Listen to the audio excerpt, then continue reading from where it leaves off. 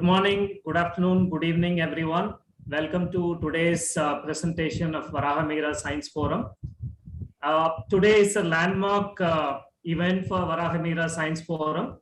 It is our 50th presentation. We are into the 5th year, and we are delighted to have Professor Mas Subramanian address today as on this special occasion of our 50th session. Welcome, Professor Mas Subramanian. Before Gopu introduces today's speaker, I'll give a quick introduction to the Science Forum, our Science Forum, a brief presentation about some of the events we have had, the lectures we have had, and then I'll hand it over to Gopu for an introduction to today's speaker and then the lecture thereon. What you see on the screen, this is our website, varahamihirascienceforum.blogspot.com. You see a collage of all the past presentations we have had thus far. We are active on Facebook, Twitter, Instagram, and YouTube. Many of you who are regulars to our session, I think you're all part of our WhatsApp group. You must have access to our Facebook page. We also put out posts on Twitter and Instagram as well. These are our WhatsApp contacts, Gopu, Mohan, and Ramki. If any of you who are watching the presentation now, if you're not on our WhatsApp groups already, please contact any of these people, reach out to them. We will add you to our WhatsApp group. There's a lot of science-related discussions that happen. We'll be happy to have you part of our WhatsApp group. Why did we start this forum? We started this forum in 2017, August 2017. We are into the 5th year now. And the reason for it was in Madras, in Chennai, there is a lot of cultural events that happen throughout the year. A lot of music concerts, heritage-related talks, discussions, walks, and all those things. But when it comes to science and science-related discussions or lectures, there have been a few venues like IIT Madras, Institute of Math Science, institutions, these are academic institutions where you will have presentations. Just 1 second. Sorry, are we sorry? Yes, Badri. You stop the full screen and then move on the PPT itself page by page because it's not, the screens are not changing. Sorry about that. Please proceed. Okay.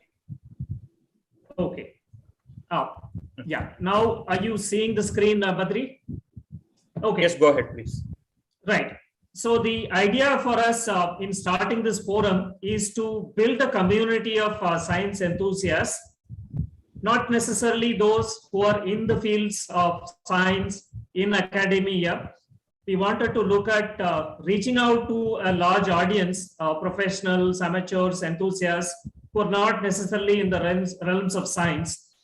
And that was the intent behind us starting this forum.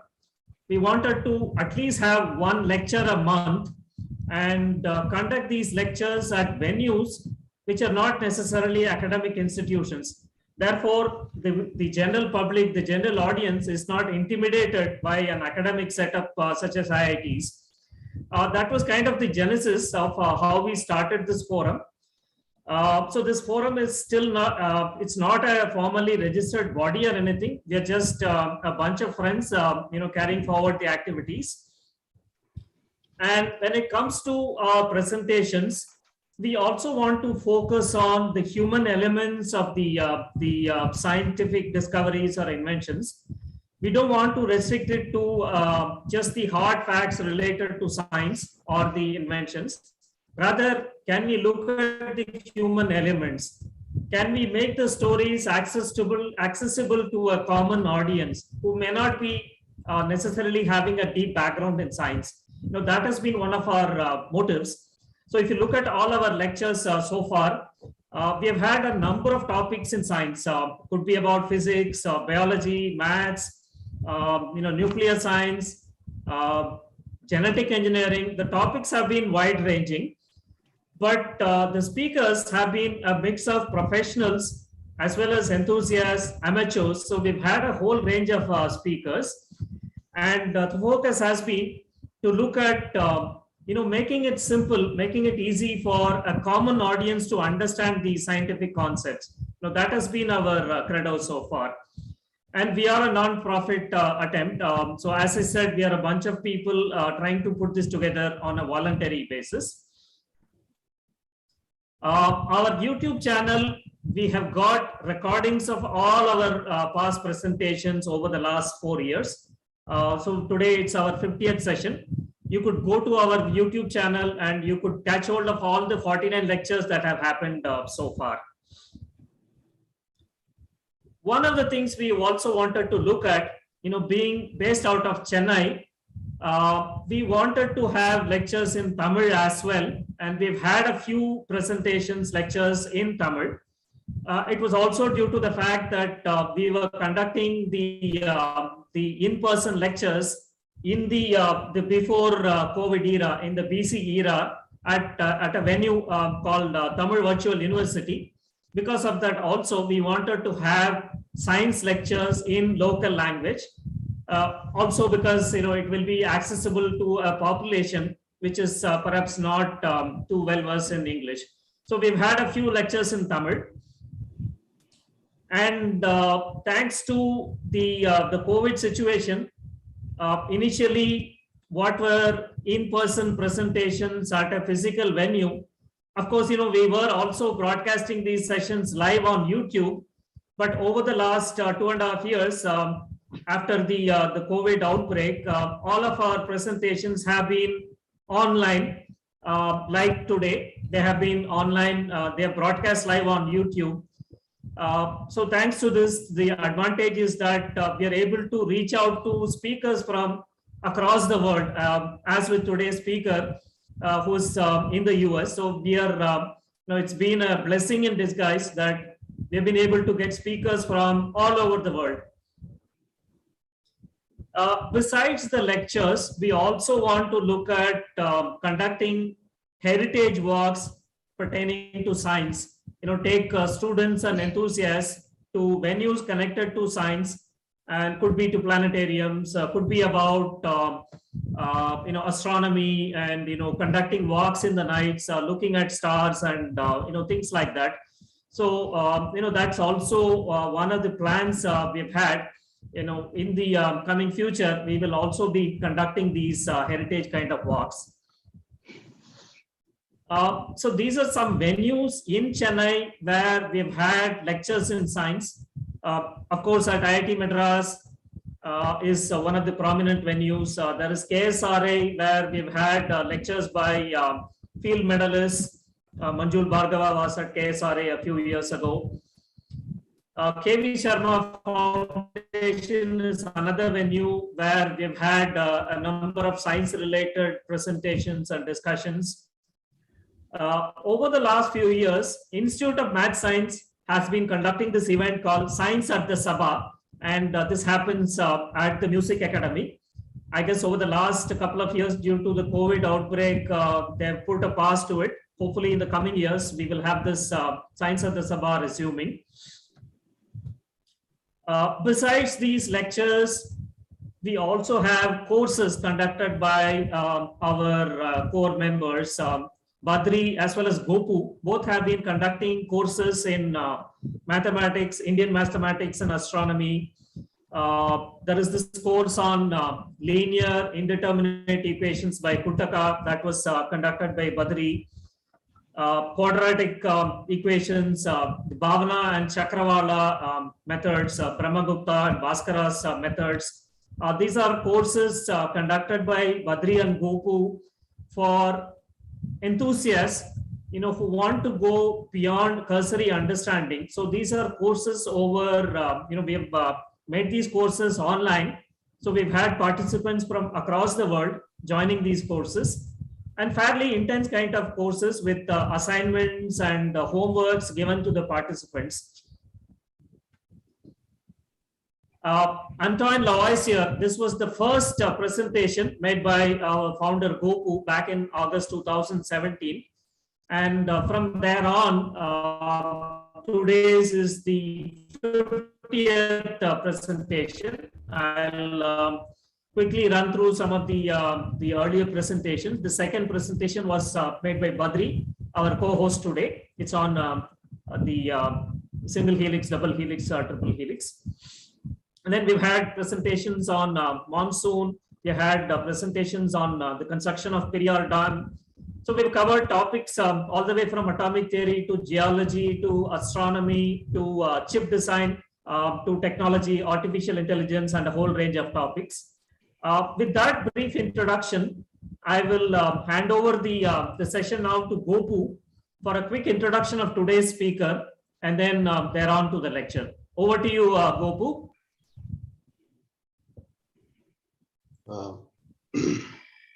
Thank you, Arvi.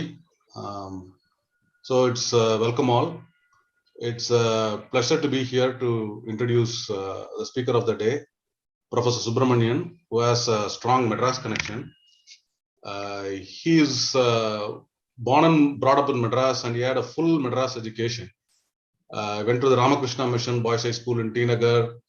He received his BS and bachelor's and master's degree in chemistry from University of Madras, with A.M. Jain College for his BSc, and PhD in medical chemistry from Indian Institute of Technology, Madras, IIT Madras. Then he moved to Texas, and he had his postdoc studies at Texas A&M University, which we share a common background. I did my master's there in computer science. This is, of course, well before me, a decade before me, 1982 to 84. Then he was a research scientist at DuPont in Delaware, and he joined the chemistry department at Oregon State University, where he is the University Distinguished Professor of Chemistry and Milton Harris Chair Professional of Material Science. He was also elected Fellow of the American Association for the Advancement of Science for his contributions. He is, this is a professional speaker who's going to give us a speech that has a lot of technical stuff, but also, I think will appeal to the general public. He has 400 peer-reviewed publications. He holds 60 patents. So, internationally recognized.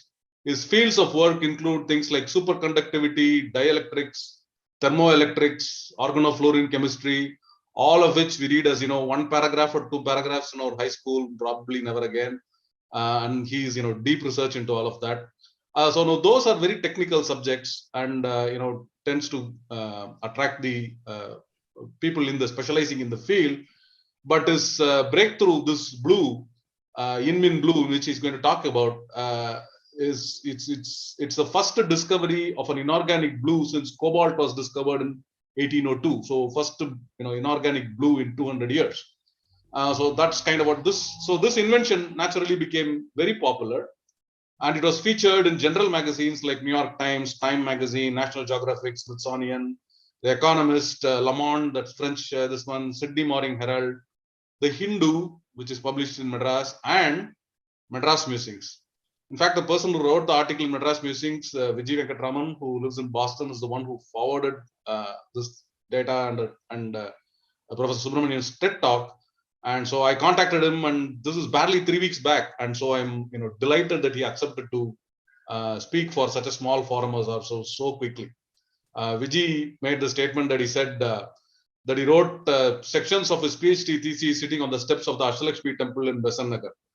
We may not be able to relate to superconductivity and dielectrics, but definitely we can relate to, most of us can relate to that. And this, the sample is featured, the blue color is featured in museums like Getty Museum, Harvard Museum, Rijksmuseum in Amsterdam, and so on. He's given TED Talks on it. He's received several awards and honors, Charles Peterson Medal from DuPont, Gilfillian Medal, sorry, I'm reading it wrong. Memorial Award from the Oregon State for Distinguished Scholarship, or Outstanding Scientist Award from Oregon Academy. And in 2019, he also received the Distinguished Alumnus Award from the Institute of Technology. If I do a more detailed introduction, that will take away time from the talk, so I won't do it. So thank you, Professor, for agreeing to speak to us. Thank you, Vijay, for introducing to us, and I hand over the podium to the Professor. Thank you, Mr. Gopal, for a very nice introduction. I'm going to start sharing my screen. I hope everything will go well.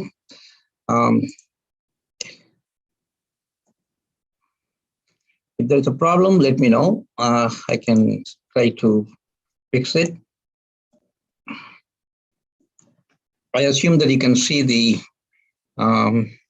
Yes. slide.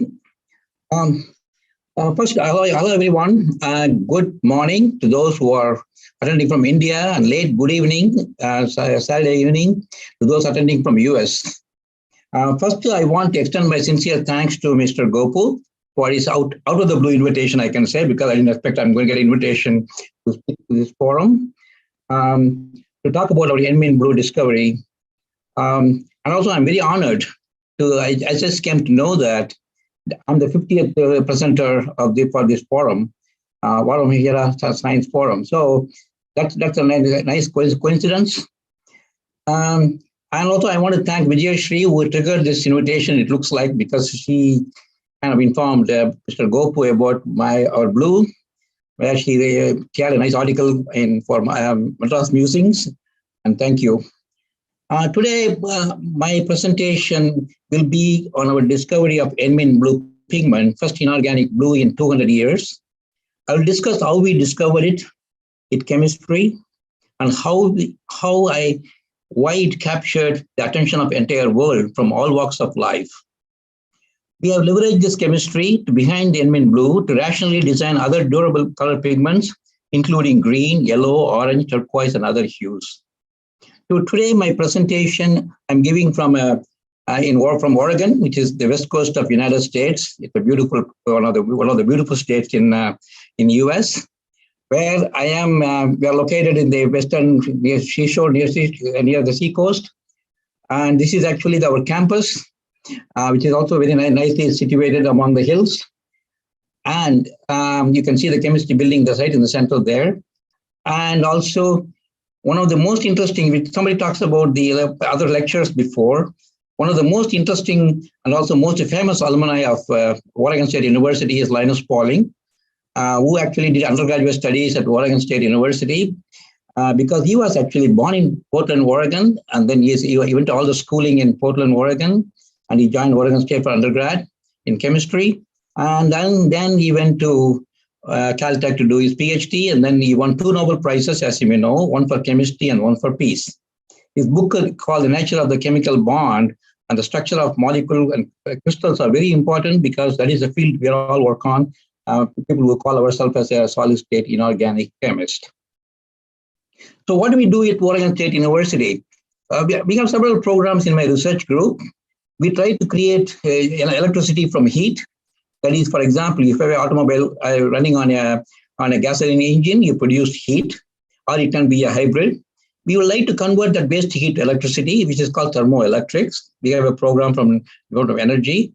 We also work on interesting electronic materials, which can be dielectrics, capacitors for electronic industry. And we also work on high temperature superconductor, because one of the holy grail there is to discover a room temperature superconductor. That still we are hoping that we will find one in the near future. And also recently we have been focusing on lots of color pigments. In fact, that is something which we never thought we were going to work on. You will hear the story how we got into this field and why it is so important. Normally, how the discovery happens in a chemistry lab. Normally, we try to make a rational design. When I say rational design, means that we try to, like putting together Lego together. We take the basic units of the crystal structure, try to fuse them together to create a compound which we hope to find some use in the societal needs, or in the industry, or simply a basic science. So that is what we call as a rational design. We use basic science, intuitiveness, and also strategy. But not always the discovery happens by rational design. Sometimes discovery can happen by serendipity. What is serendipity? Serendipity is unexpected discoveries. The word serendipity was coined by Horace Walpole in 1754 after he read a fairy tale called Three Princes of Serendip. If you don't know what is Serendip, Serendip is an ancient name for Sri Lanka. So that is the story behind this, the word serendipity. He just coined the word. It didn't come from a Latin or Greek. But accidental discovery or serendipity also requires some prepared mind, but also needs sagacity. Just dumb luck is not enough to make a big discoveries. And also nowadays, recently, there is a lot of interest in artificial intelligence. People are trying to make discoveries without going to the lab. Although this has become more kind of a fashionable now, still, to my knowledge, not many discoveries happen through machine learning. It is because you need semantics, not just the statistics. If the data in the literature is not very good, you put them everything in an algorithm and try to find a solution for it, you may find a solution which you can't make it in the lab. Because lab, that intuitiveness and also the strategy is very important to create, make new materials in the lab. But there is a lot of interest in trying to make the machine to make the discovery for us. So for serendipity, I'm going to a little bit talk about serendipity today because our discovery happened by chance. Serendipity is not simply a luck.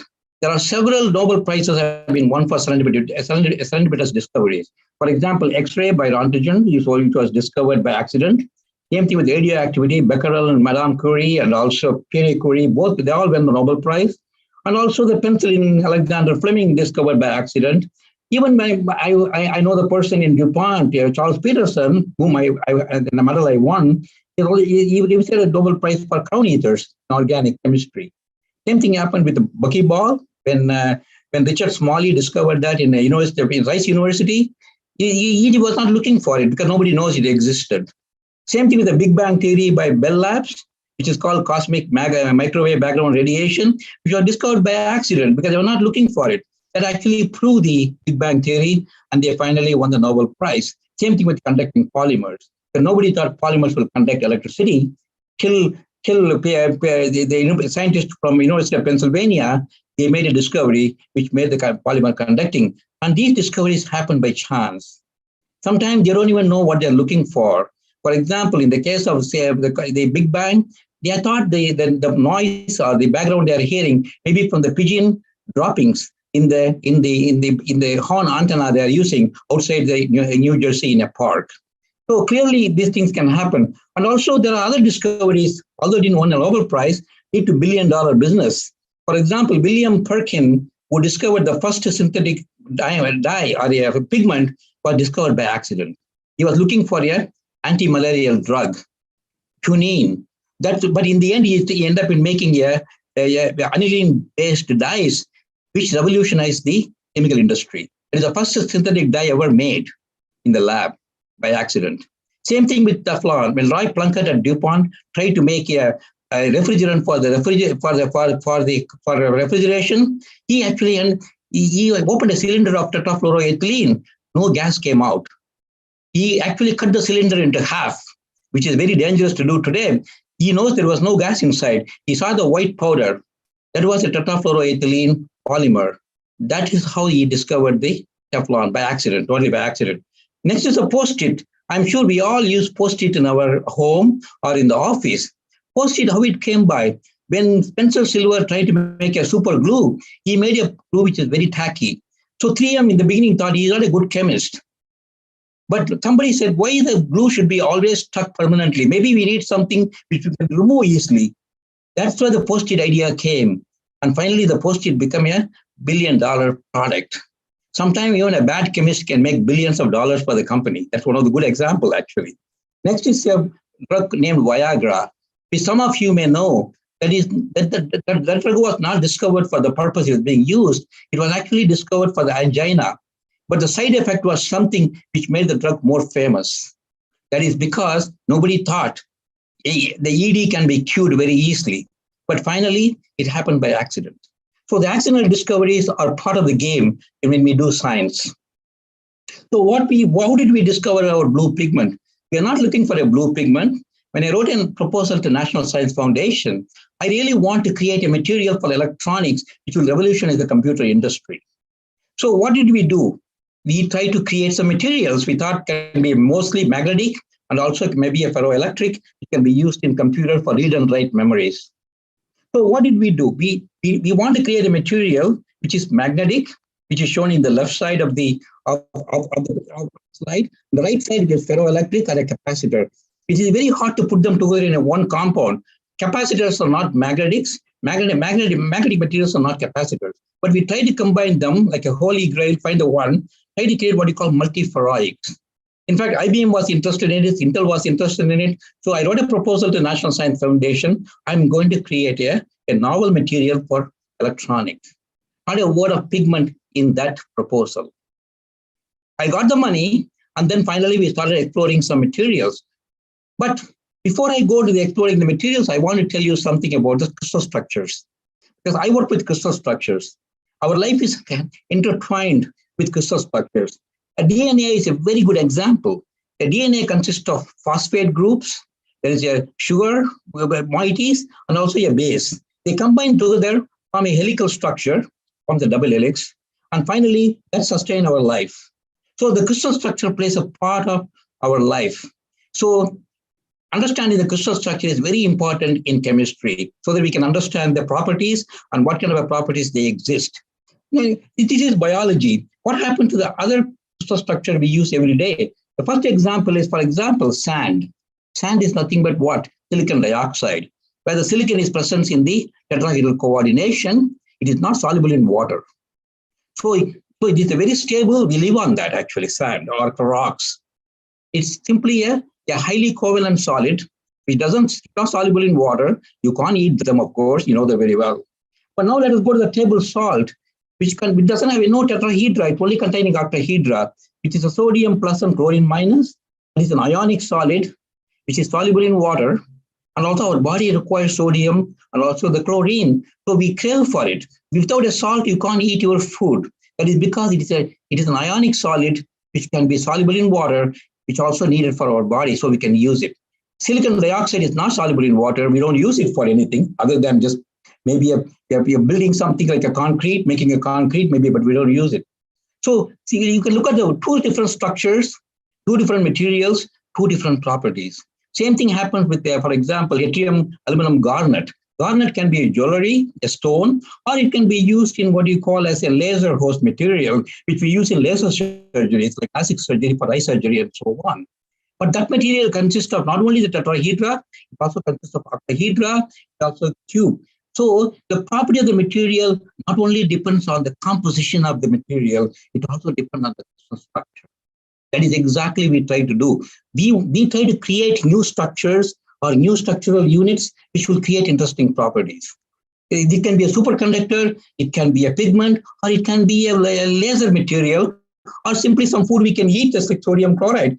You know what is a low sodium salt? You just make a solid solution between sodium chloride and potassium chloride. Then you can eat them. That means you're making less sodium and take a little bit of a potassium in that, because they can form what they call a solid solution. That means you can form a single compound.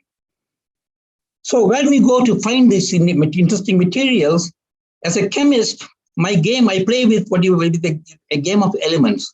I use periodic table to create materials. By looking at the materials, where is present in the element present in the periodic table, I can somewhat guess what kind of properties it can have. So manganese, iron, cobalt, they are in the what you call 3D transition metals. They can have electrons. That means I can use them for making magnetic material. When I see now look at titanium, or I can look at gallium or zinc. Oh, they don't conduct electricity. That can be a capacitor. So what we did was this: we simply choose 3 elements in the periodic table to this material. One we call Atrium, another one is manganese and oxygen. So we put them together to create a crystal structure. We thought it will be magnetic. So this is the crystal structure of the Atrium manganese oxide. Atrium 3+, manganese is 3+. It's got 4 unpaired electrons, and oxygen is 2 minus. So now you balance the equation, because Atrium 3+, manganese 3+, and oxygen is 6 minus. So you end up in creating a neutral solid, which is a crystal structure where the manganese is situated in bipyramidal coordination. It is not tetrahedra or octahedra. I only talked about tetrahedra or octahedra before. This is a material which only consists of 5-fold coordination. So when I was doing research to find a new multiferroic or a computer material can be used in computers, I was looking for unusual structural arrangement like manganese in the presence of 5 oxygens, or 4 or 6. So that is what we created first, Atrium manganese oxide, which we know is magnetic. Yes, it was magnetic, but it has got a very properties, very low temperatures. Now we want to modify this to create a better material. That's what we try to do after creating this. So what we did, we choose, again went to the periodic table, we choose now 4 elements: Atrium, indium, manganese, and oxygen. Now you know where the YInMn blue comes. You can guess now so soon. So clearly, we try to mix them together, try to make a crystal structure. Both indium and manganese are present. Why did we do that? We had some intuition or a knowledge that yttrium indium manganese oxide is magnetic, yttrium indium oxide is ferroelectric or a capacitor. So I thought by combining these two, I may be able to create a material which is simultaneously magnetic and simultaneously a capacitor. That is the holy grail of finding this material. So we decided we'll mix them together, heat them to high temperature, and create a material. Yes, it did form beautifully, yttrium indium manganese oxide. So my student was working on the project. You could make the entire series of compound with various values of X. That means you form a single compound for every X. It is not physical mixture of indium and manganese. Indium and manganese are present in the crystal structure, disordered in the similar structure actually. So we characterize this by X-ray diffraction. This is X-ray diffraction data. Just to give you an example, X-ray is used to analyze the crystal structure of DNA. X-ray is used to analyze the crystal structure of sodium chloride, because it is a simple sodium chloride lattice. So we use X-ray diffraction to understand the crystal structures. So we found out this entire solid solution or the series of compound form a single phase where the indium and manganese are situated in the blue atoms surrounded by 5 oxygens. That manganese still has got 4 electrons. So my idea is to see whether manganese can also do some ordering, which is difficult to explain to this audience, but I'm going to say that ordering, which can improve the magnetic properties and make it magnetic at room temperature. Yes, it is only a prediction. I tried that, it worked, but it did not show the property we are looking for at room temperature. It is still magnetic at low temperature. I can't use it in computer because I cannot cool the computer at 77 Kelvin or liquid nitrogen temperature to use them on my desk. So I have to find a material for room temperature. That is the story. That is the reason why we try to explore this yttrium, indium, manganese, and oxygen. And we found this compound. We did not produce the magnetocapacitor what we need, but brilliant blues came out of the blue. This is a beautiful lake in Oregon, which is beautiful blue always, because it's a very deep lake. It's created by the crater or the meteorite which struck the Oregon centuries back. So clearly that this is what happened. Now imagine my excitement here. I'm taking 3 oxides: yttrium oxide, indium oxide, and manganese oxide. None of them is colored. One is, well, it's yellow color for the indium oxide. Manganese oxide is black, and yttrium oxide is white. I mix them together to make this compound, which I explained to you just now, heat them to very high temperature to fuse them or to react them to form a single compound. We found the compound, but to our surprise, all came out so beautifully blue. I was shocked, literally shocked when my student take out of the furnace. I asked him, what the heck you did? Because this cannot be blue, because it can be a black, it can be a brown, or it can be a gray, because manganese oxides are not supposed to be blue. Imagine the manganese oxide, we make some unusual crystal arrangement. Nobody has tried to make a blue out of it before. So nobody knows it existed. So immediately I know we have a discovery, probably can be used, may not be a fantastic magnetic material, can be used in computers, maybe it can be used as a pigment.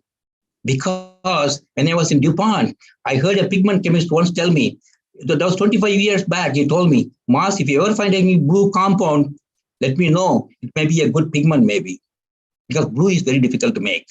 So what happened? We immediately went and tried to create these materials very systematically by changing the manganese ratio to indium ratio. I could create a material from a very pale blue to the dark blue to nearly black. I can change the hue of the material, changing the ratio between the indium and manganese. Amazing. Never seen this like this before. You can't do this in cobalt blue. You can't do this in Prussian blue. You can't do this in lapis lazuli. It can be only done in only YInMn blue so far. So clearly what happened, we understood it's very stable. Remember, we heated it to very high temperatures. Color does not fade. I can heat again and again. Color does not fade. Stable to acid and alkali and non-toxic. Yttrium is not known as toxic. Manganese is not known as toxic, and indium is not toxic. The indium is used on the computer screens all the time. And also 100% atom economy. Whatever I start with, I end up with a material, what I want, no waste. So easy to make. So we have created something, maybe a pigment which is non-toxic compared to most of the other pigments known in the literature. So we did immediately file a patent because I know this got a value because I worked for DuPont. I filed several patents before I joined Oregon State University. So we did file a patent. And then we publish a material, publish it. The question you had to ask me is, where does this blue come from? Nobody knows this because nobody has made this before. For that, we need to understand the cause of the color in materials. Because one of the reasons we choose chemistry is an interesting subject because we see colors. That color, where the colors come from? That actually, let us assume now you don't have any color, you don't see any color. This is the Madurai Meenakshi temple without colors. It looks kind of boring because, well, we have seen this kind of a picture in ancient times or olden times, but we never really seen recently. Now let us put some paint or colors on it. See what happens to the whole scene now. It changes. Interior of the temple is so beautiful with all the beautiful colors and all the gopurams you see here. The temple complex has got all these beautiful colors. There are so many different colors have been used. Where this color come from? How these are designed? Which is very interesting question because we look at the color, we don't think of chemistry, we don't think of where it come from. You only appreciate because our brain looks at the color and say, wow, that's beautiful. So exactly what happened. Isaac Newton, I think there was a talk given by somebody, Isaac Newton, I think it's Chandrasekhar, I think he gave a talk about Isaac Newton before. Isaac Newton was the genius. When he was in Cambridge University, he was the first person to demonstrate that white light consists of various colors by sending the rays of white light to the prism. We know that. In the US, we call this RGB. In India, we say VIBJR. So this is kind of a different way of remembering, how do you remember the spectrum actually. So even he understood, he wrote a treatise called Optics. He actually said, colors can be mentioned or expressed as a circle, which is called color circle now, or that is still even used today in the color industry.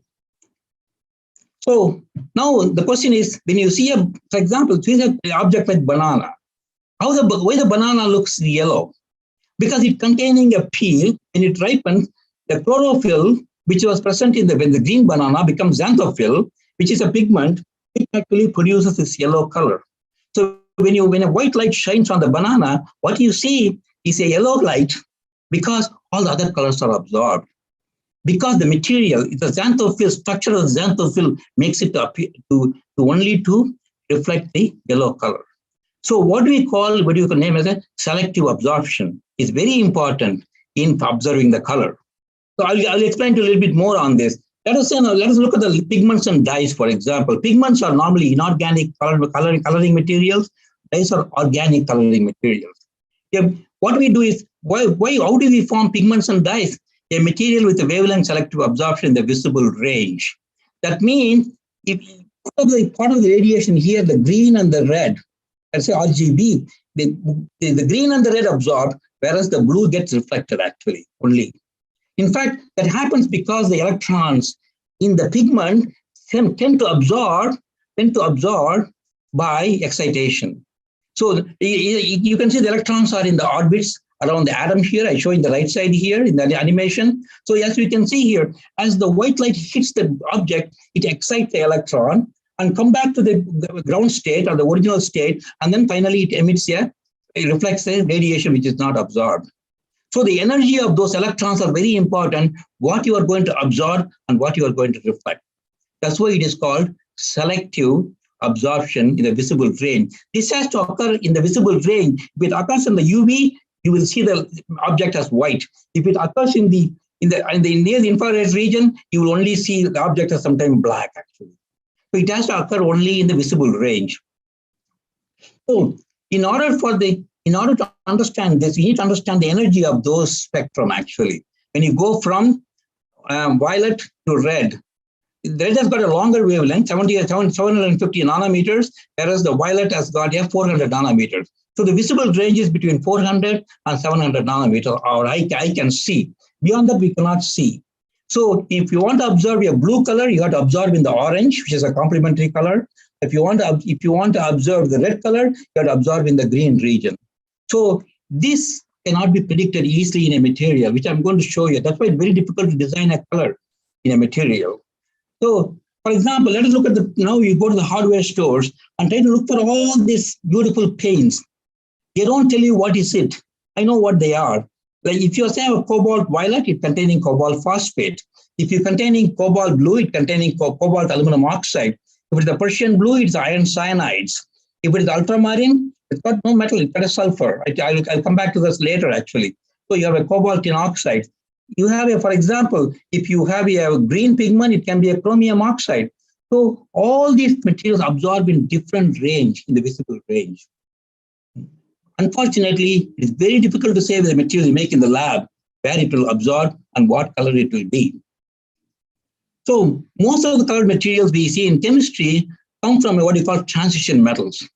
Transition metals are shown here from titanium, vanadium, chromium, manganese, iron, cobalt, and nickel and copper. All of them are known to form colors depending on the solution. I saw the solutions here. See, the cobalt 2 plus here is pink, whereas cobalt 2 plus in a cobalt blue is blue. So the cobalt is not only present there, it has to be present in a certain crystal structure to absorb the radiation and also to reflect the radiation that can change depending on the structure and compound. So clearly we need transition metals to absorb colors. Not always, but most of the time. So the periodic table is again very useful for us to know where to look for. So why sometimes you do different colors? Because the electrons in these materials like 3D transition metals consist of energy levels. If it is in the tetrahedra, energy levels are different with an octahedra. Octahedra, they are split much more, the higher energy, and in the tetrahedra, it is split less, with lesser energy. So this absorption of a visible light, depending on not only the composition, the crystal structure.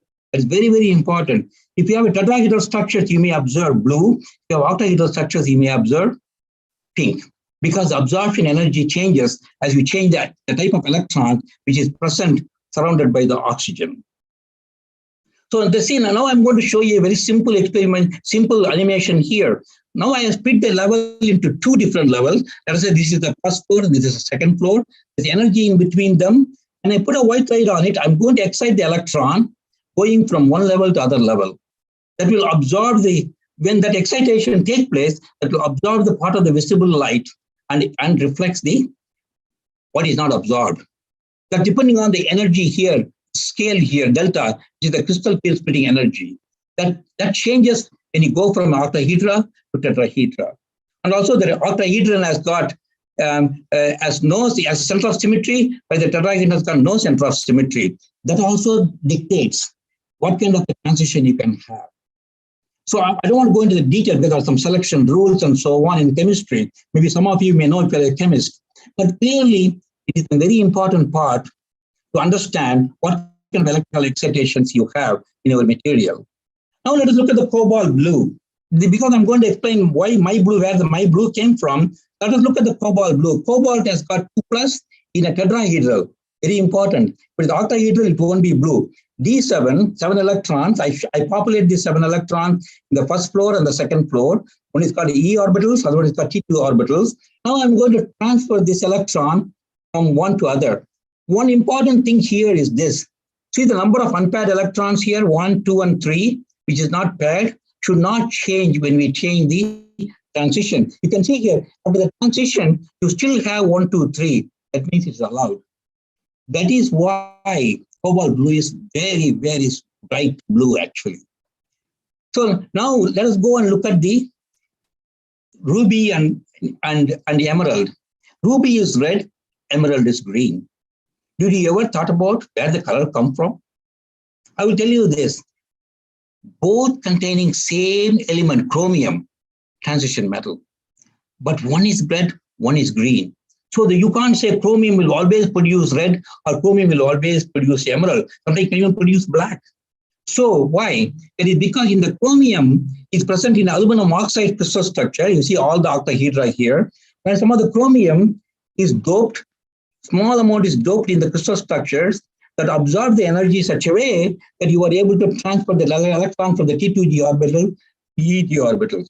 But in the ruby, the structure is different. Now you have a tetrahedra and octahedra.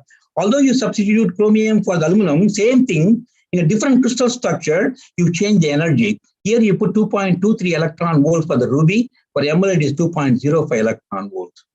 Such a small change in the crystal structure energy can change the color completely. You may wonder, how do you know this? You know how we came to know about this? Geochemists who found the naturally occurring ruby, naturally occurring emerald, they did analysis. They did a crystal structure on it and showed both containing chromium. The color is different because they both have a different absorption energy. Here, the green is a emerald, which is absorption here. The red is a ruby. As you can see how it shifts the absorption.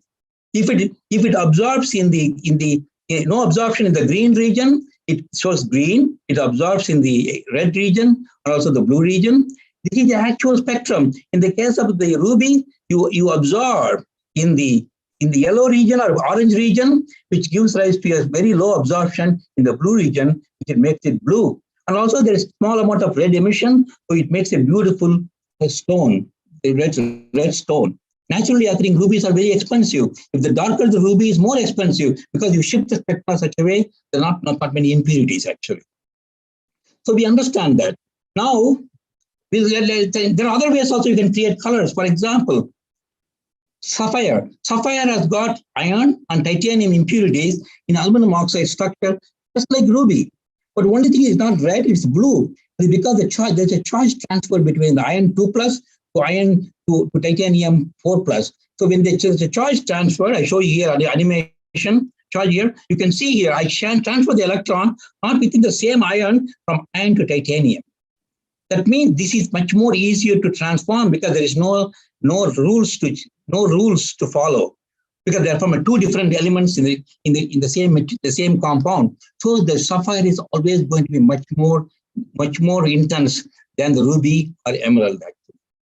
So this is called charge transfer mechanism, where you get the color. Again, you can also create colors from semiconductors, just like what you use in your computers. If you dope boron for silicon, you create a processor actually that's what Intel does. Now we can also take the same semiconductor, adjust the band gap, and create a color. For example, cadmium red, going from cadmium yellow to cadmium orange to cadmium black. So our cadmium dark red. So what happened? We change the band gap. As you change the band gap, you absorb the color from blue to green. Only your leftover is yellow, orange, or red. In fact, vermilion, red, which is a pigment, mercury sulfide has got a 2 electron volt band gap. Cadmium red, which is cadmium sulfoselenide, which has got a band gap of 2 electron volts. And in the 2 electron volts, you only see the red color. So clearly, you can also do that. One of the most interesting the semiconductor gemstone is the Hope diamond. I hope you know what is the story behind the Hope diamond. Hope diamond is actually is now exhibited in the Smithsonian Institution. In fact, this was actually mined in Kollur mine in Golconda, Guntur district of Andhra Pradesh. In fact, the French merchant in 1600s went to India and then bought this stone. I think it was told it was a very cheap price because it was crudely cut. And finally, it changed many hands. Now it is called Hope diamond. And some people thought it's a bad luck. And now it's worth about $250 million. The question is, blue diamonds are very rare, naturally occurring one. How we get the blue diamond? Because some boron get included into the carbon. They become a semiconductor. So you get a small energy levels here, correspond to 0.4 electron volts. Exactly what you do in the case of semiconductor industry in Intel. They put boron in silicon, put antimony for silicon, change the charge carriers. And they're not looking for a color, they're looking for a semiconducting property. In fact, blue diamond is a semiconductor. If you can, synthetic blue diamond is very cheap because you can make it in the lab now because we know what is it, boron doped carbon is a blue diamond. So clearly you can see how the color can appear in materials. So in so many ways. So in YInMn blue, why we got the blue, which nobody has seen before? That is because this manganese is present in a signal bipyramidal coordination. So manganese is it is a very rare coordination. we are very fortunate to work on this because nobody was working on this, that many people. But here now the energy levels are different from tetrahedra or octahedra. Here I am finding, now you can see here, instead of 3 and 2, first floor and second floor I mentioned to you, here you have 3 floors now, dxy, dyz, dxy, dx minus y squared and dz squared because of the symmetry. So these orbitals, electronic orbitals are arranged such a way, now you can transport the electron differently from tetrahedra or octahedra. So what happened? In the case of our blue, you can see here there are 5, now we have 5 levels, 3 stories I showed you, E double prime, E prime, and A prime, they're all orbitals with a different designation. So the electron can easily shift from one orbital to other orbital, but it doesn't change the number of spins. So this corresponds to 2 transitions, which is shown in our spectra here. You can see here, the absorption spectra is very strong in the green and the red region, which gives rise to 2 spectra. There is no absorption. You can see in the right side of the spectra I show here, you can see here, there is no absorption. It will only reflect the blue color selectively. This, even if I want to design something, I can't do it. It just happened. That is why I didn't want to lie to the public. I discovered this by my genius way of thinking. No, it is not. It's not easy to do that. I did it just by what you call serendipity. I didn't think nobody could make it. 200 years companies are trying, like DuPont, BASF, all kinds of Merck, all these companies are trying to make a blue pigment. If they know this, how to do it, they might have done it. But in our case, it just happened. So we published this work in a Journal of American Chemical Society. The title, Manganese 3+ in Trigonal Bipyramidal Coordination, a new blue chromo 4. That is the paper we published saying that we did it. We also filed a patent, I told you. So what happened? As soon as it got published, I got a call from New York Times because people are looking for a blue chromo 4 first. So the New York Times was the first science editor to call me saying that I saw the article in JAX. I was surprised because you never expect a journalist in a New York Times will read it, Journal of American Chemical Society. Later I found out that he actually trained as a chemist. So when he read it, he immediately said, I want to talk to you. I want to cover this in our New York Times science section. That is exactly happened.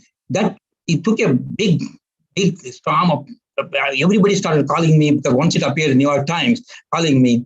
And even it appeared, I still remember the day my daughter texted me, Dad, your work is coming in Cosmopolitan, Harper's Bazaar, and Teen Vogue. She said, Dad, you made it. I published 9 papers in science. I have 400 publications. She thought I made it because my research came in Cosmopolitan, Harper's Bazaar, and Teen Vogue.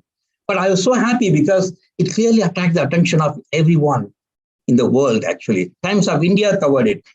Recently, Hindustan Times, I'll show you, and then the Indian Express covered it. The Hindu covered it. In fact, New York Times covered twice.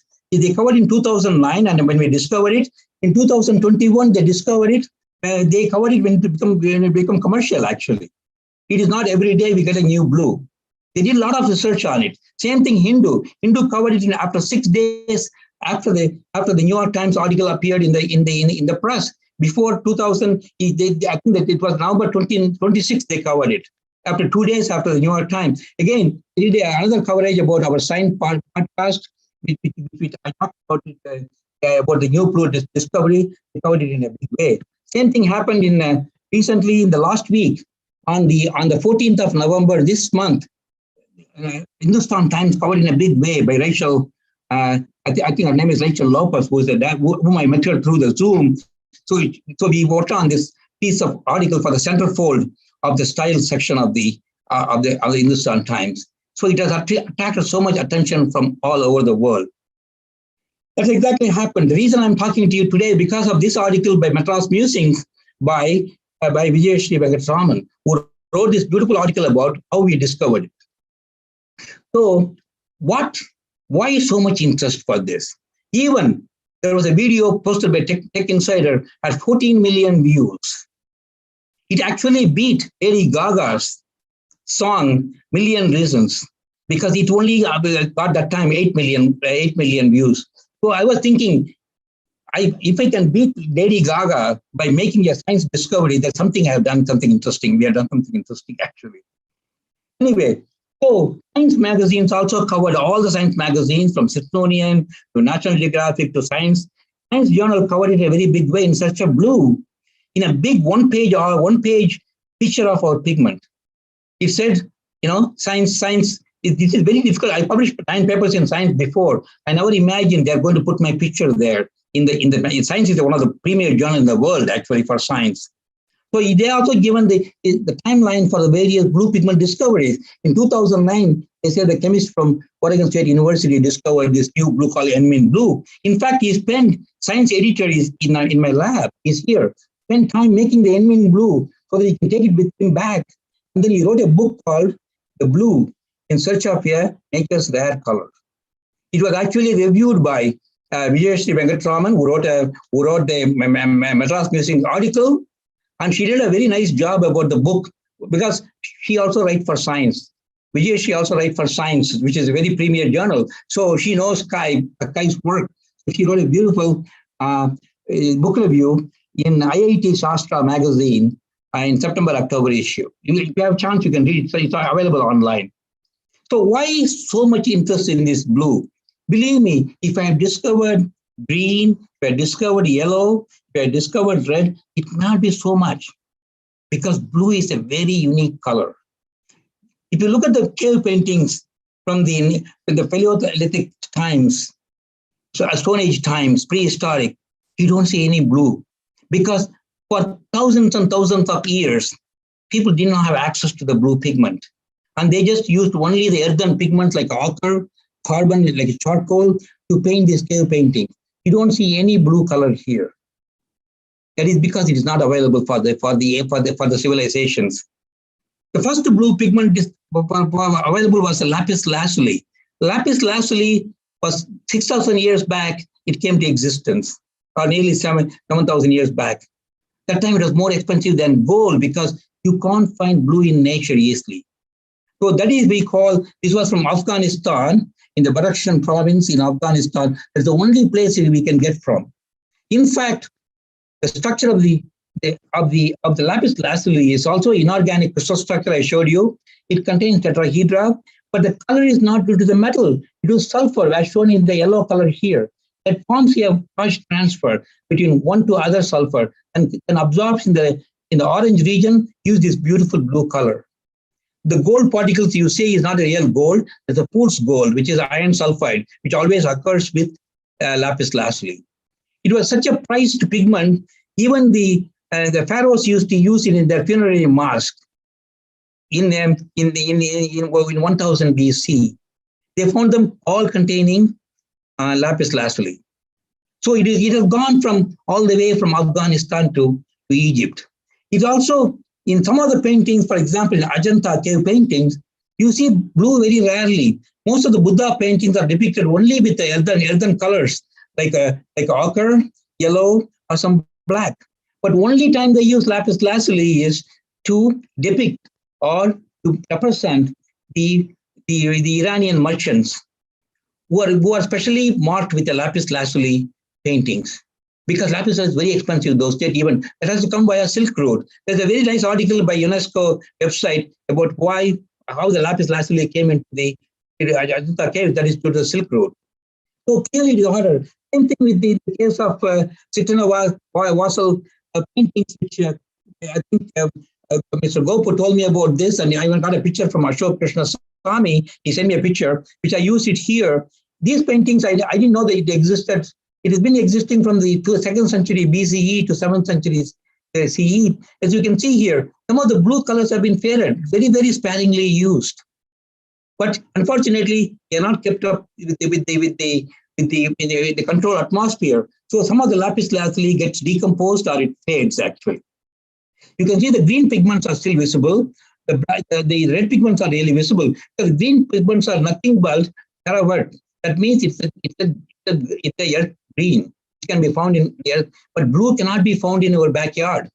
Nowhere in India, lapis lazuli is mined actually.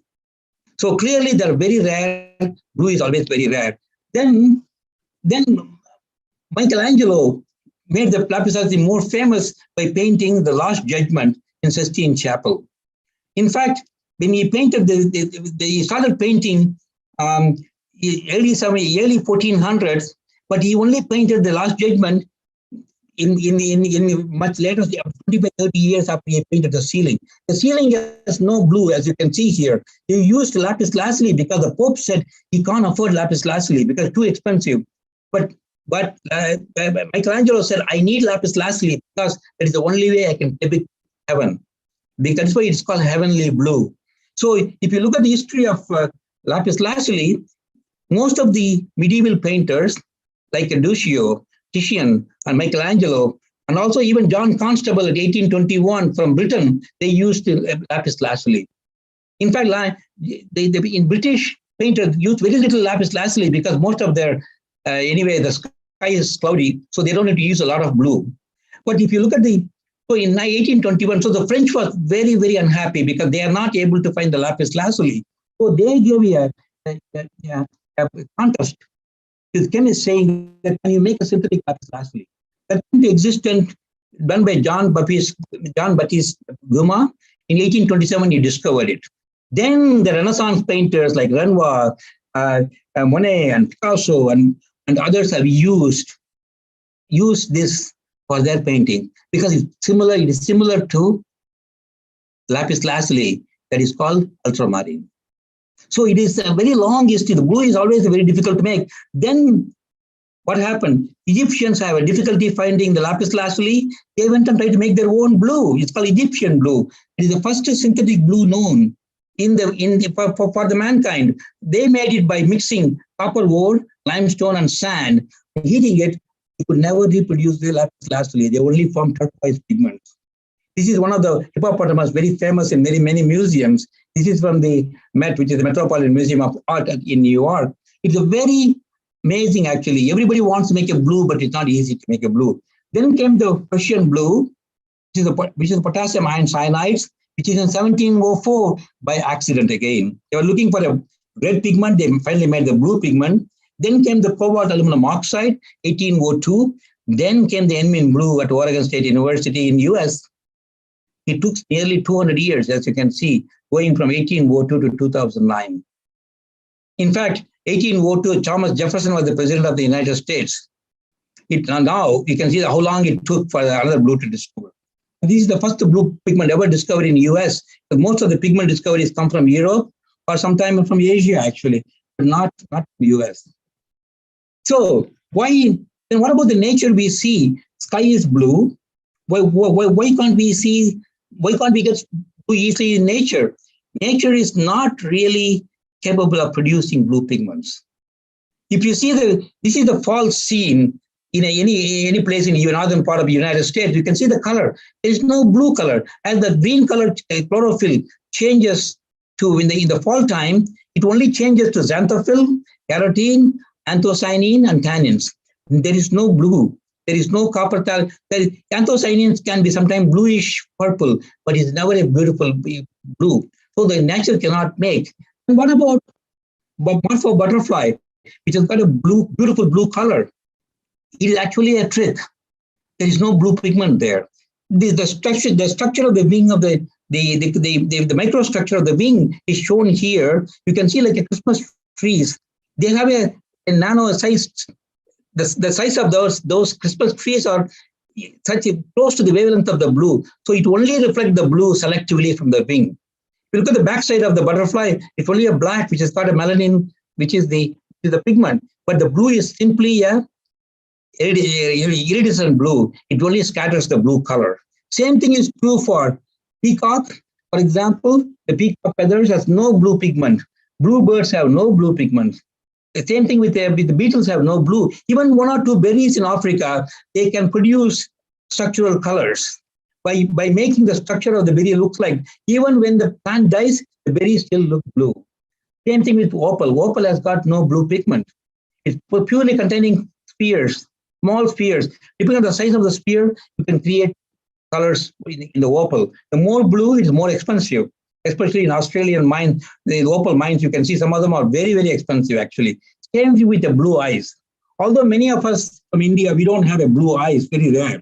But in many Caucasians do have a blue eyes. It's actually genetic. There's no blue pigment there. The way the light reflect from the stroma, which containing a colloidal solution, which only reflects the blue light. There is no blue pigment there.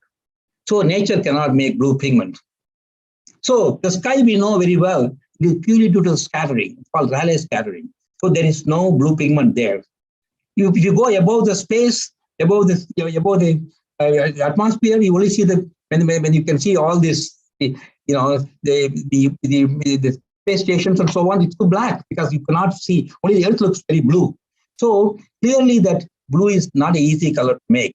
I will come back to the last and ask you about the water. Water is very interesting. Is it blue or not? So as soon as we discovered this, next day the New York Times article came. Purple Color Company called me and said, I would like to visit you and look at your blue. They want to see whether they can license our patent first, because they are selling Cobalt Blue now. So they said, we would like to do it, and they compared our blue with the Cobalt Blue by taking the sample. So here I show the Cobalt Blue, which is a shepherd color Cobalt Blue, which is 385, and compare with our YInMn blues. As you can see here, our blue has got a better opacity, better gloss, and the better blue color actually. You can see that, and also the color can be varied. Here you cannot vary the color very easily. So immediately they were interested in. We also found out our pigment is not only a beautiful blue color, it can also reflect heat. That is very important. Let us say if you have a pigment which reflects heat, if you paint your building, the roof of this pigment, or a car, it can stay cold even in the summer temperatures. If you go to Middle East, most of the cars are white because it reflects heat.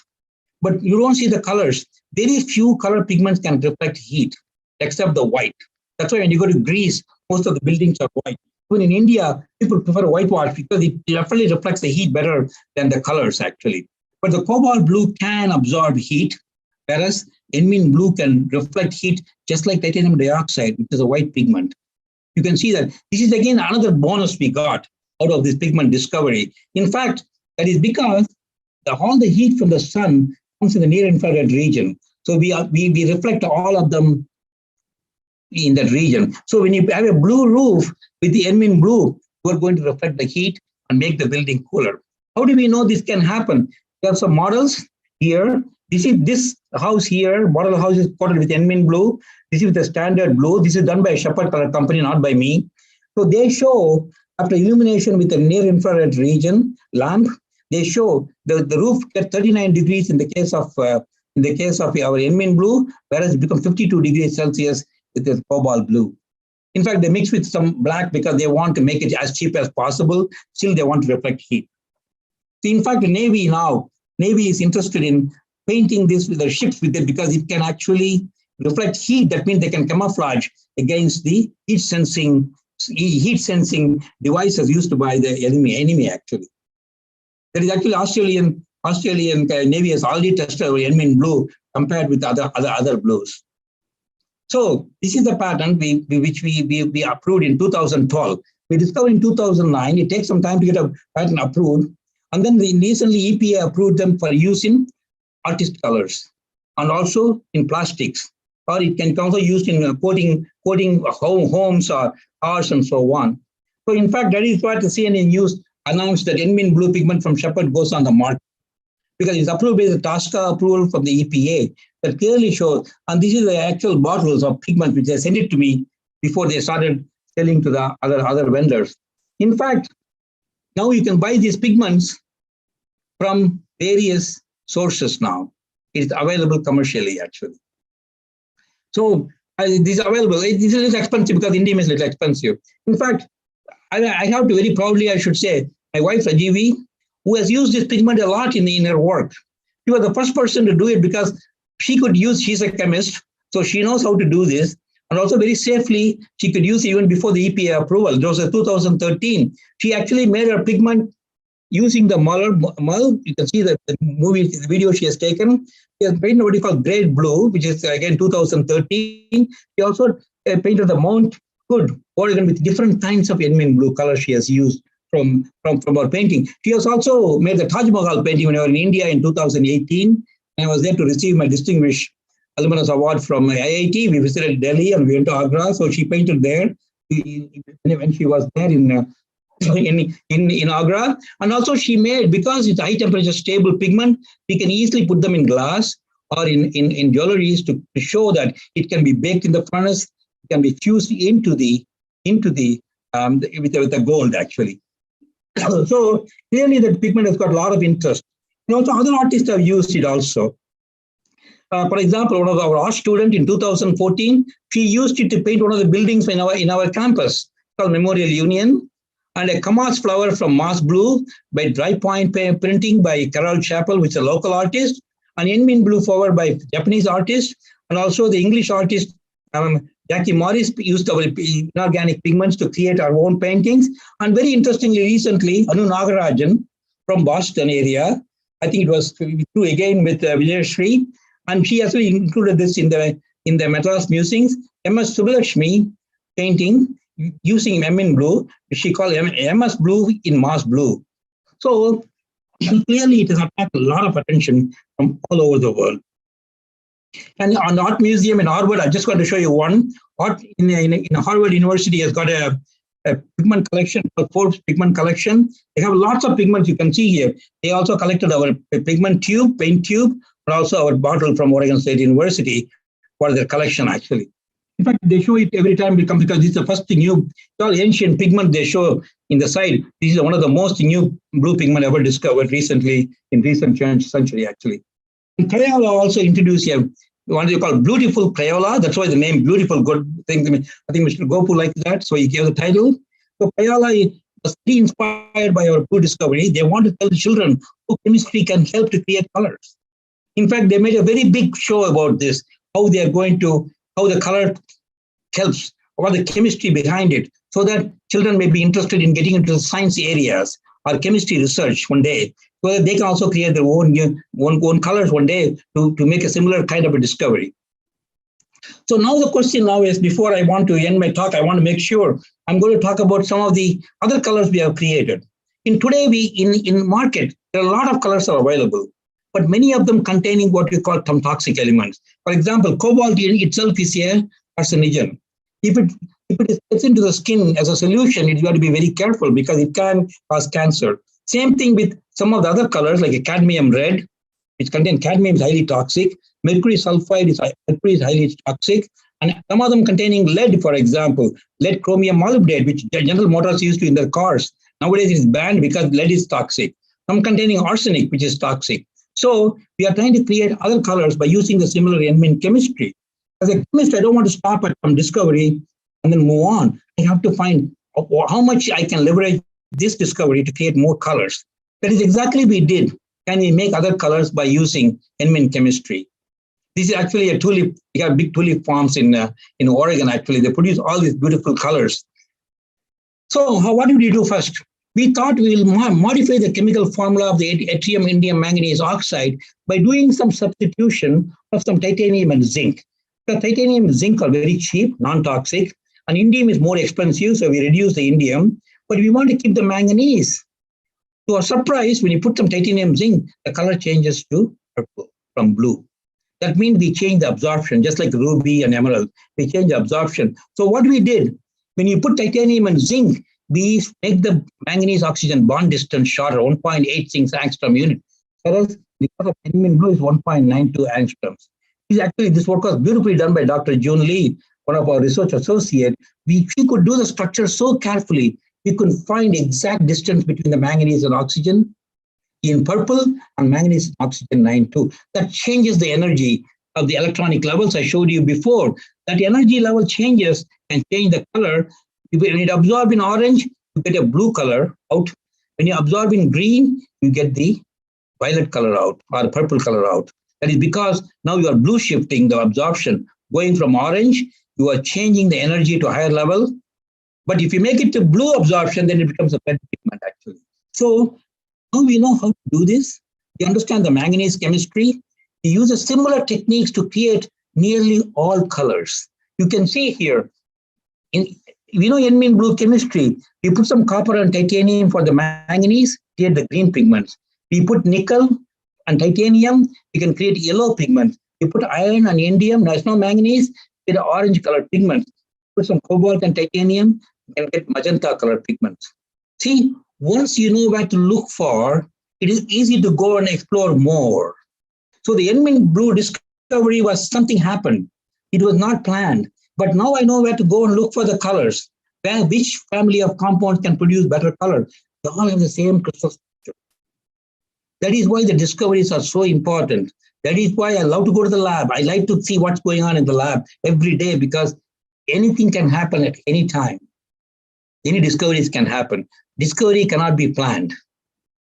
So now we are looking for other crystal structures with the same coordination, pi coordination I showed you before. There are very few minerals known, andalusite, rhodolite, and hibonite. These two are difficult to make because they contain a hydroxyl group and they require high pressure. But hibonite can be found in nature. So what is hibonite? Hibonite is a rare mineral found in meteoroids, which consists of octahedral, tetrahedral, and trigonal bipyramid. That's exactly we saw in YInMn blue. So we took these materials now, see whether we can create more colors. So, but we can't find hibonite in nature much because it only appears in meteoroids. It's a very stable compound. So we decided to explore this, and we put nickel and nickel for the aluminum in the hibonite structure, lanthanum for the calcium for the charge balance. Same thing with nickel and titanium together. We can produce the blues again. Again, nickel is not supposed to give blue color. Cobalt will blue color. But now we change the crystal structure. Now we create new blues. We call them as the hibonite blues. Just like YInMn blues, we call hibonite blues.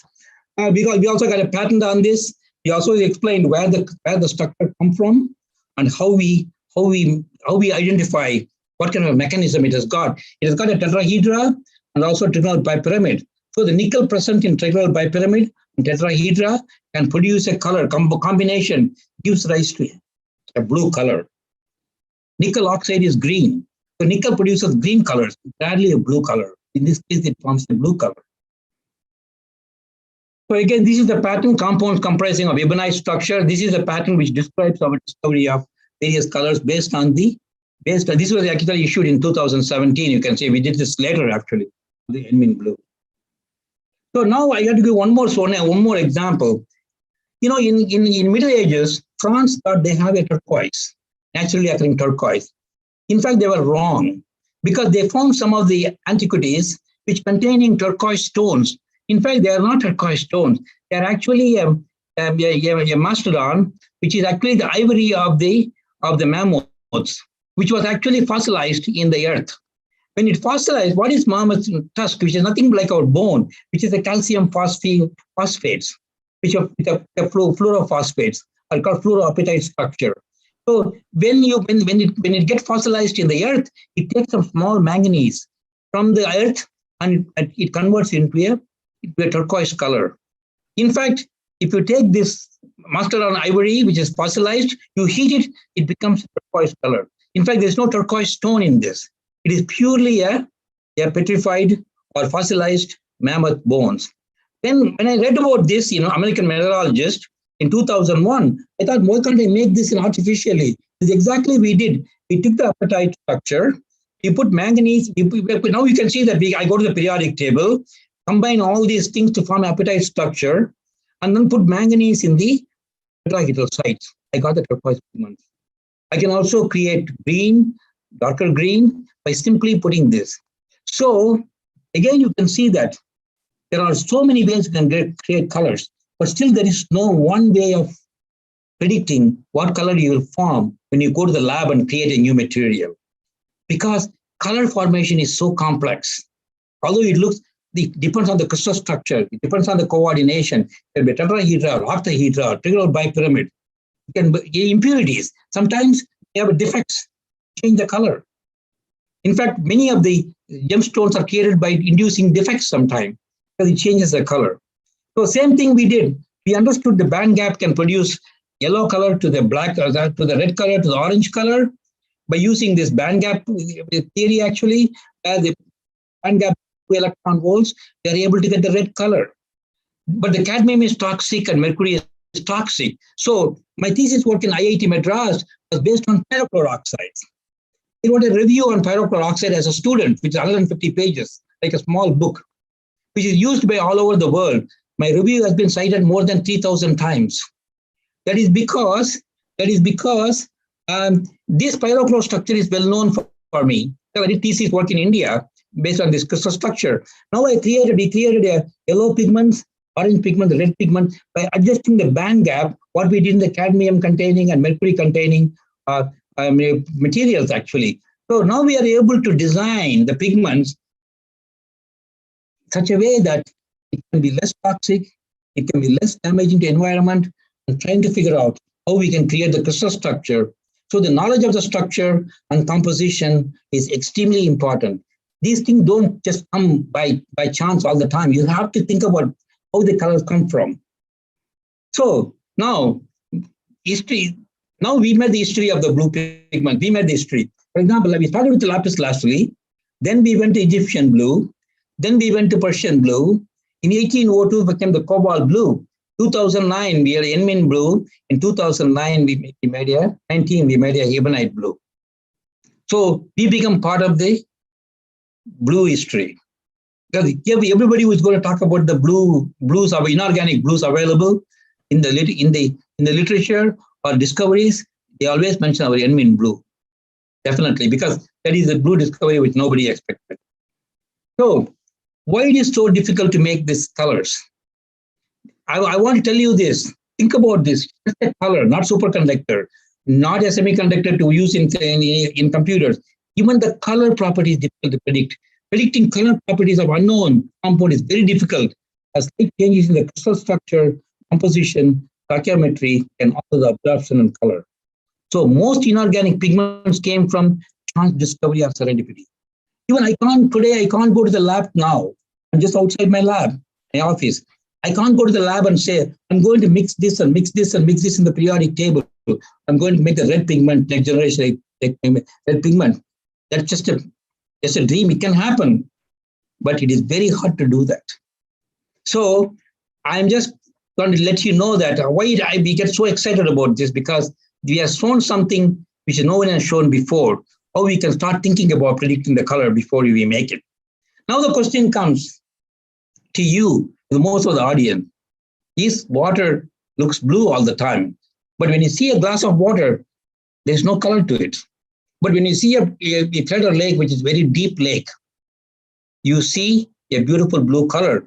When it's icebergs, for example, floating in Antarctica or in Arctic Ocean, you can see they appear blue. Does anybody can think about it? Is water is really blue? Or it is simply illusion, again, reflects from the sky.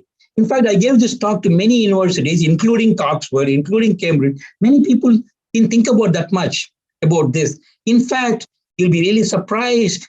Water is slightly blue. Only in a small volumes, it doesn't show the blueness. That is because water is the only molecule where the color comes from the molecular vibrations, 3 vibrations. When this is H2O.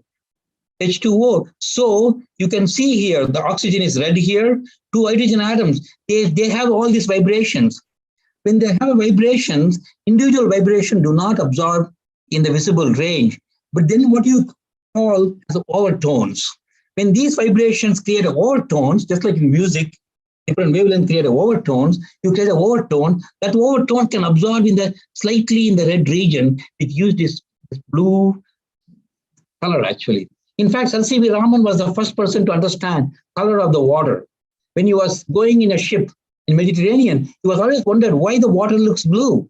In fact, that's how he discovered the Raman effect, which is secondary scattering, which he observed and finally won a Nobel Prize. So blue is very, very interesting. What is actually blue? So when you go to the deep blue ocean, you still feel the blueness. Same thing with the icebergs, because icebergs have an internal reflection. It reinforces and makes it look more blue for us when we see on a sunny day, actually. So there are a lot of things, history, we see this all the time, but we don't think so much about it.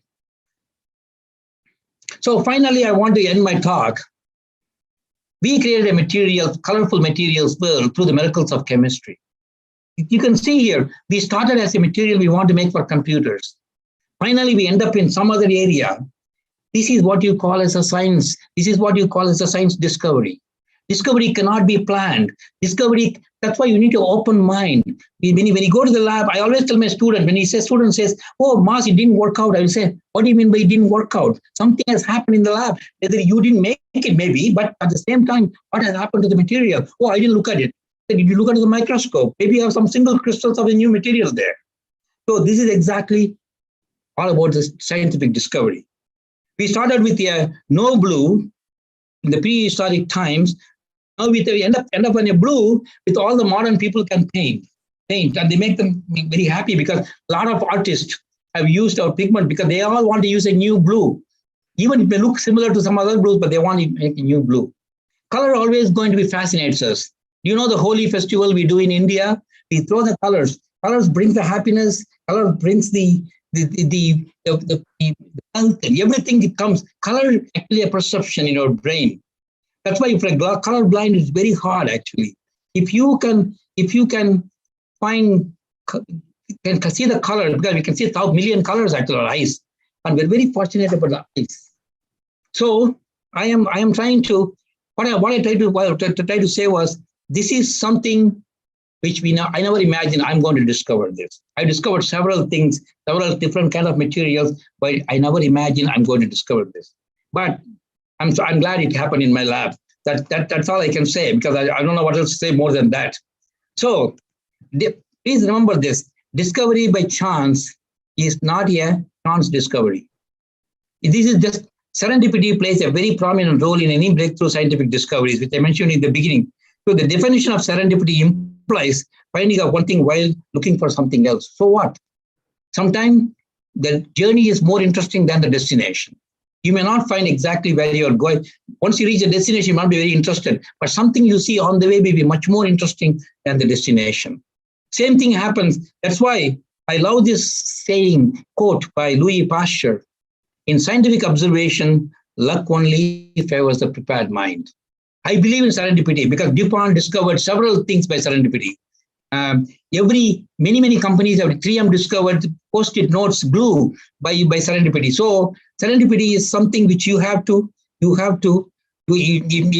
always look for in any scientific investigation.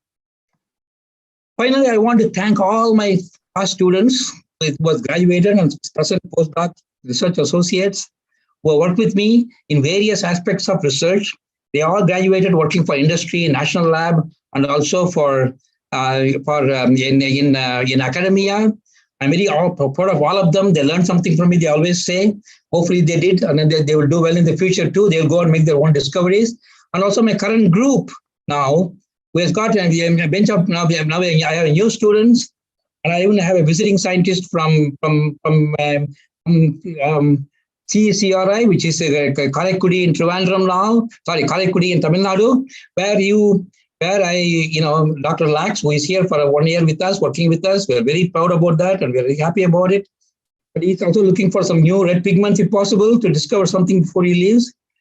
And finally, I want to thank all the funding agencies and companies which funded my research, primarily a National Science Foundation. And also, I want to thank all of you for listening to my lecture, and I hope you enjoyed it. And also, I want to say, Mikka Nandri. Thank you. Professor Subramanian, that was outstanding. I don't know what to say. I was certainly expecting a bit of science, but you have taken us through science, through history. The science was a little hard for me to understand, but that's understandable. But the overall package, I'm just spellbound. I was right through, just looking at every slide and what was going to happen next. There are many questions. Please. No, there are only 2-3 questions. There are, I think, you were, as questions came up, you were also answering many of those questions. You had anticipated pretty much everything. Let me ask the questions the couple of people have asked. So first is from, which is a question that I also had. Srimati Mohan wants to know, what is YInMn currently used? Where are you? What is the end use nowadays? Currently, it's used mostly in consumer products like plastics, and also used in artistic colors mainly. But in order for us to be used in automobiles and also in the roof of the buildings or the walls of the building, it's going to take some time because they have to find a way to lower the cost of the pigment because it's more expensive than cobalt blue, and also it takes a time to put them in the car because they have to make sure it is reliable, it doesn't fade, it has got all the coating properties they have to do. You have to understand the paint on a car is not just a color; it also containing polymers. So the polymers and the pigment should also blend very well, actually. So there's a lot of studies are going on. In fact, BMW has already tested in a beta testing they did with a Shepherd Color company. They got some samples. They're testing it on a small panels now. So there is a lot of interest in putting this kind of a pigments on cars because it can lower the heating during the summertime, especially in places like in Dubai or in Middle East, where there's the sun, where it can reach 50 degrees Celsius in the middle of the day, actually. So clearly there's a lot of interest, but it is still a beginning because putting a new material in a market takes a long time because you have to go through a lot of approval. For example, L'Oreal want to use them in cosmetics, L'Oreal, but they have to go through FDA approval for this now. So there are some companies, Shepherd Color companies, working with some cosmetic companies to go through the testing. Even to get the EPA approval, it took about 5 years for us because there's a lot of hurdles to cross before you put them in the market, especially if you're going to put on your skin or something.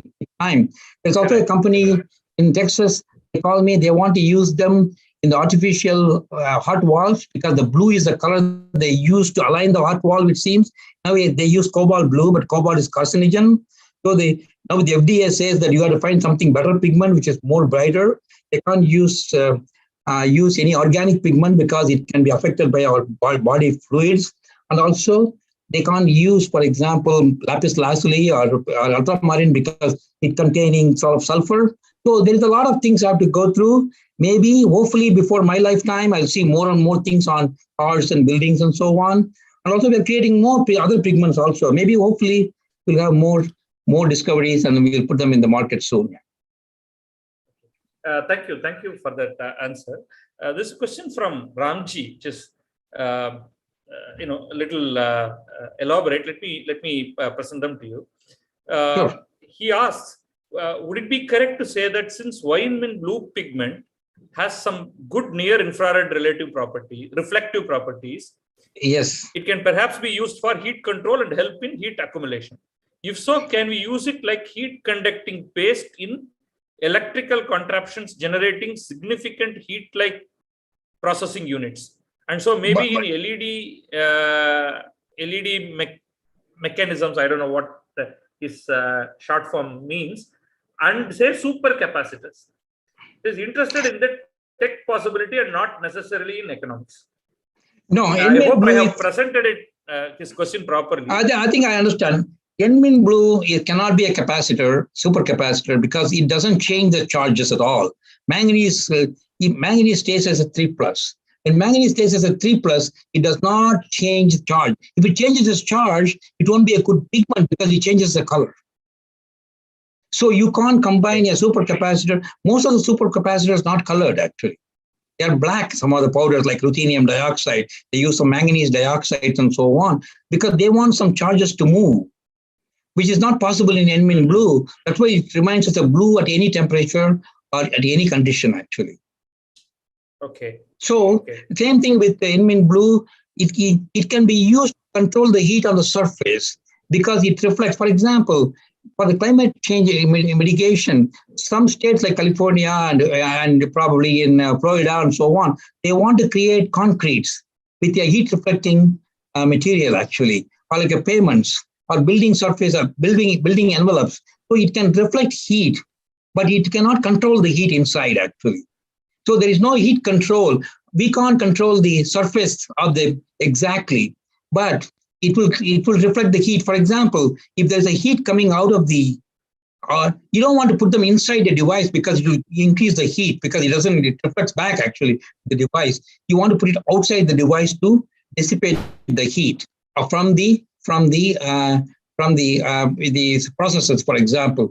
So there are, I think there are a few companies are thinking about in that line, but it is mostly now going to be used for what you call cool pigments, where it can reflect heat for keeping the building cooler or the automobiles cooler.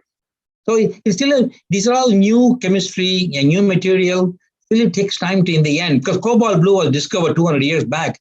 It was only commercialized in a large scale in 1950s and 40s and 50s. So it takes a long time. Hopefully, it won't talk as long as other pigments. Yeah. I have a crazy question. So in a sense, when you started, you took, for certain reasons, you took yttrium, indium, and manganese together. The purpose was entirely different. You took their oxides, you heated them, and something came out, right? I'm making it extremely trivialized for my understanding. So are you saying that literally you take a whole bunch of metal oxides and just randomly take any 2, 3, 4 of them, just heat them up, hope that some funny or interesting structure will emerge, and it may have some properties.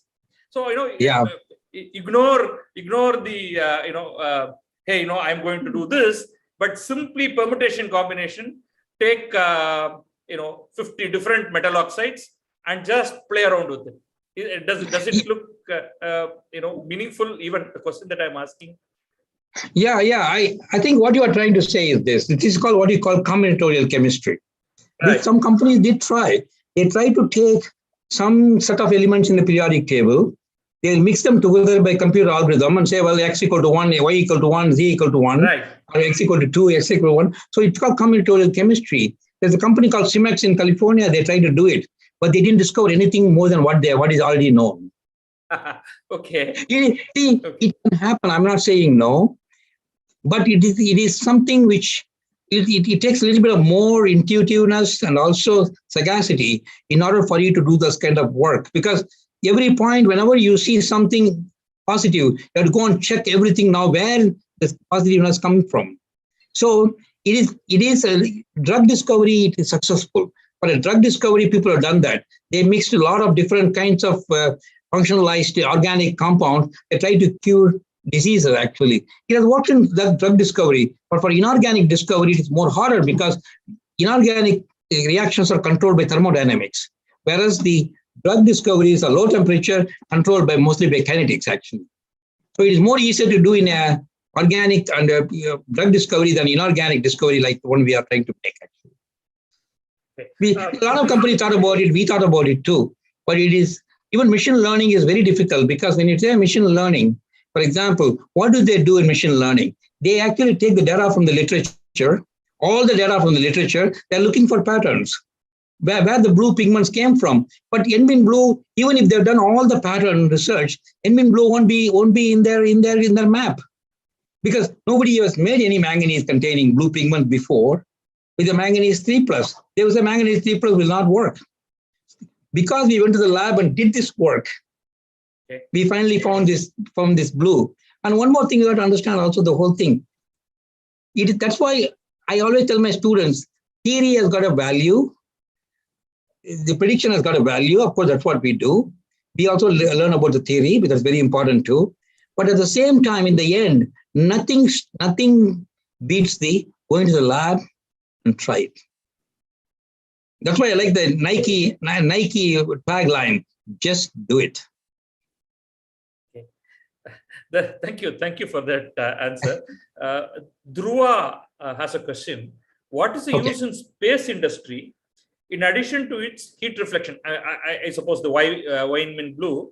What could be the use in space industry in addition to its heat reflection property? Yeah. Can the magnetic let me just add this also. Can the magnetic property be used to deal with sweeping out space junk? Well, that is something which is not possible without YInMn blue. There are other ways of doing it. Maybe they're talking about some kind of a nano or gel way of collecting all the data, all the junk, space junk, and I see a lot of proposals like that actually. But YInMn blue may not be useful. The only it can be useful is if you are going to have a space station which has to be painted sometime outside, because they do use it. which want to reflect heat from the sun. That's the only place it can be used as a heat reflecting pigment on the surface of the spaceships. But it has been already used by the Navy, for example, or the Air Force, because they want to put them on the surface of the because they want not a blue color, they want a gray color, so they will mix it with a black color to make it gray from the blue, and then improve the heat reflecting properties. That way, the heat sensing devices heat sensors won't detect them actually, because they're infrared sensors enemy will use to find your submarines or find your, so it can actually dampen the heat. So that is the only reason military is very much interested in heat reflecting. In fact, we are writing on proposal about that. So I think there are some interesting applications can come by, because a lot of other innovative people are looking at these kind of discoveries. They can think better than maybe they may come up with some other applications. So many things we use today are not thought about when the discovery was made. Afterward, people say, "Oh my God, there's a material YInMn blue exists. I'm able to use it for this application maybe." RV has a tongue-in-cheek question. Is it a coincidence that you are attired in blue as well? Is it close to YInMn blue? Or do you always do that? All your lectures are given in blue shirt. I love blue. I love blue from the angle. I always wear a blue. I have more blue shirts, and my wife always picks up the blue for me too. So it is something. I think she feels I look good in blue maybe, but as I say, it's definitely a blue is part of my favorite color, which I use in clothing actually, and also blue. So it's definitely a very, very interesting color actually. Yeah. But in reality, the range of colors you have shown, YInMn blue is the first in that family. Now today you are talking about unbelievable range of colors by using the same a similar model. It's just fascinating. One very important question: what does it take to do this research? What kind of lab equipment is needed? What kind of background is needed? Quite a few research students or those who want to go on to do something like this would certainly be interested in it. Can it be done, for example, in Madras University? Can it be done anywhere in India? This can be done anywhere. This can be done anywhere in India, any lab. You need a furnace, which we normally have. Even when I was in IIT Madras, IIT Chennai, I was actually having the same facilities what I have now. Okay. The only thing you need is a passion for chemistry, passion for science, passion for discovery. There is a Tamil saying, "Vallavanukku pullum aayudam." You don't need a very fancy setup in the lab. When Linus Pauling made a lot of things, he didn't have all the fancy setup those days. Or when Roy Plunkett discovered Teflon, he didn't have all the fancy things. There's also a thinking process comes along with some facilities. See, the material, I didn't go into the details. The discovery I made when I was in IIT Chennai as a student, I worked on pyrochloroxides. The reason I end up in DuPont there, because DuPont tried to use my materials I discovered in IIT Chennai to make a resistor out of it. Because they're also working on pyrochlores. So when I wrote the review on pyrochlores as a student, 100 pages review, published as a single issue in a journal, they were the first to read the whole issue and see what is, so they're looking for new pyrochlore with the property I made. And that's one of the reasons after I finished my postdoc assignment, first question they asked me, I never applied for a job in my lifetime. Because first time when I met a scientist from DuPont in a garden conference, he asked me first question, what are you going to do? Are you going back or can you come and work for DuPont? That's how it is. I never even sent my CV actually.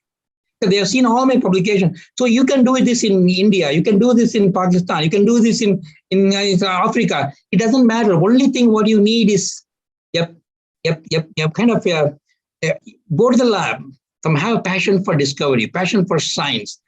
You have so much in front of you, a periodic table. You have some basic equipment you need. Of course, you need basic equipment to do research, but which you can find in many Indian labs.